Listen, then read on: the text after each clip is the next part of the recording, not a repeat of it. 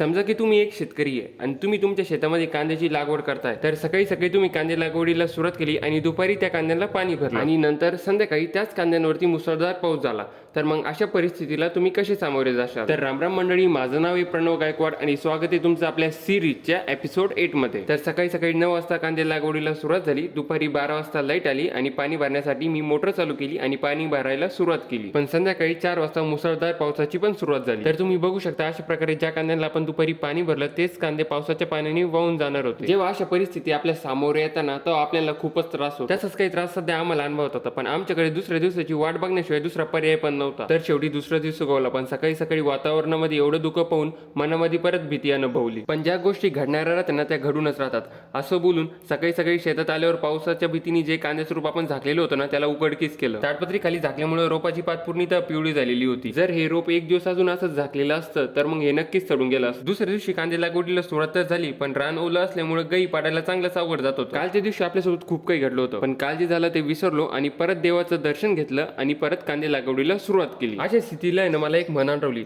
जर अडचणीला आपण सामोरे नाही जाणार तर मग जिंकणार कसं? तर मग सगळ्या अडचणींना सामोरे जाऊ आणि जिंकण्याचा नक्कीच प्रयत्न करू. आणि पुन्हा भेटू आपल्या उन्हाळा कांदा लागवड या सिरीजच्या नेक्स्ट एपिसोड मध्ये. तोपर्यंत तुम्ही लाईक आणि सबस्क्राईब नक्की करा.